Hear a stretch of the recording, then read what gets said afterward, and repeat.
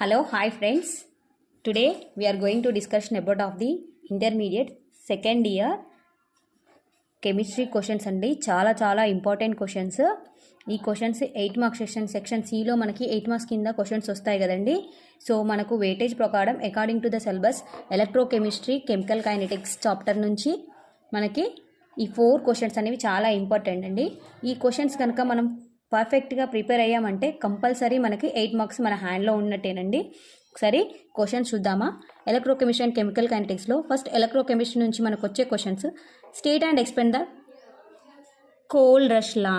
కోల్రష్ law అని చాలా important అండి. Kohlrausch law of independent migration of ions.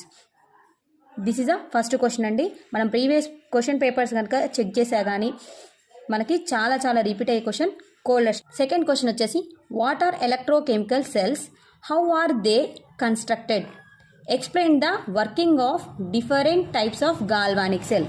అంటే ఏం లేదండి, మనకి జస్ట్ డైరెక్ట్గా గాల్వానిక్ సెల్ గురించి అడుగుతున్నాడు ఇక్కడ ఈ క్వశ్చన్లో. ఇది కూడా చాలా important questions.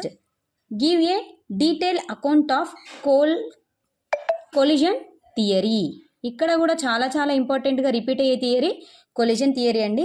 From the chapter is chemical kinetics. Chemical కైనెటిక్స్లో మనకు వచ్చే వెరీ రిపీట్ అయ్యే క్వశ్చన్ కొలిజన్ థియరీ అండి. So of reaction rate of biomolecule gases reactions.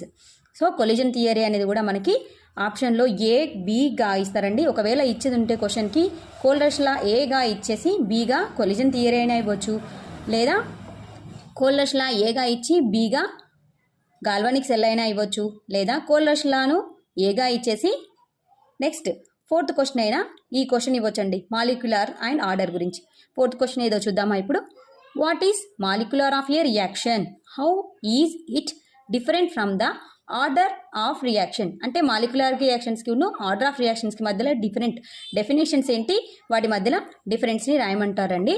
Molecular reaction and order of reaction, ఈ రెండింటి యొక్క డెఫినేషన్స్ రాసేసి జస్ట్ వీటి మధ్యలో ఉండే డిఫరెన్సియేషన్ రాసామంటే, అలాగే ఎగ్జాంపుల్గా బయోమాలిక్యులర్ అండ్ ట్రయోమాలిక్యులర్ గ్యాసెస్ రియాక్షన్స్ ఈ రెండు రాసామంటే మనకి 4 మార్క్స్ వస్తాయండి. సెక్షన్ సిలో మనకి 19th క్వశ్చన్ కింద కన్సిడర్ చేస్తే 19th క్వశ్చన్ ఏగా బీగా రిపీట్ అవుతుందండి. ఏగా కెమిస్ట్రీ నుంచి ఒక క్వశ్చన్ వస్తే బీగా మనకి కెమికల్ కైనెటిక్స్ నుంచి మాలిక్యులర్ ఆఫ్ రియాక్షన్ లేదా కొలిజన్ థియరీనే వస్తుంది.